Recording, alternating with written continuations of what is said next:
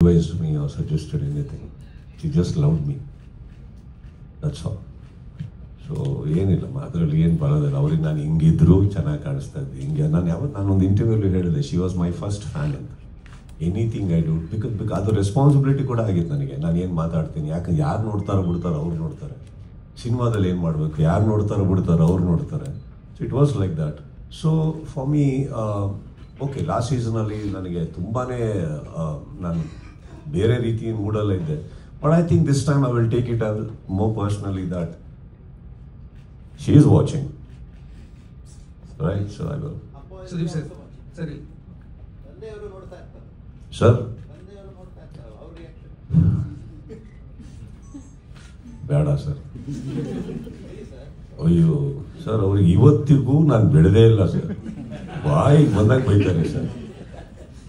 ಏನು ಮಾಡಿದ್ರು ಬೈತಾರೆ. ಅದು ಯಾಕೆ ಇದು ಯಾಕೆ. ನಾನು ಏನು ಇವ್ರು ಎಲ್ಲ ನೋಡ್ತಾರೋ ಇಷ್ಟೇ ನೋಡ್ತಾರೆ ಇವರು ಅಂತ ಅಂದ್ಬಿಟ್ಟು ಮಾತಾಡ್ತಾ ಮಾತಾಡ್ತಾ ಪಕ್ಕದಲ್ಲಿ ಹೇಳ್ರಿ ಅವ್ರಿಗೆ ಅದು ಯಾಕ್ರಿ ಬೇಕಿತ್ತು ಅಂತಾರೆ. ಅಯ್ಯ, ಇವರು ಇನ್ನೊಬ್ರು ಮಾತಾಡಿ ನೋಡಿಲ್ವಾ ಅಂತ. ನಾವು ಬರೀ ನಮ್ಮ ಮಾತ್ರ ಹೇಳ್ತಾ ಇದ್ದೀರಾ ನೀವು ಅಂತ. ಹಾಗೆ ಎಲ್ಲ ಬಿಡ್ತಾರೆ. ಬಿಗ್ ಬಾಸ್ ಶೂಟಿಂಗ್ ಅಂತ ಹೇಳ್ತಾರೆ, ಹೋಗು ಎಲ್ಲ ಮಾಡು ಅಂತಾರೆ. ಮನೆಗೆ ಬರ್ತಿದ್ದಂಗೆ ಶೂಟಿಂಗ್ ಯಾವಾಗ ಅಂತಾರೆ.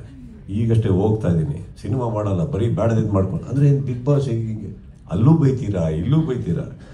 ಬಟ್ ಅದೊಂಥರ ಚೆನ್ನಾಗಿದೆ ಸರ್.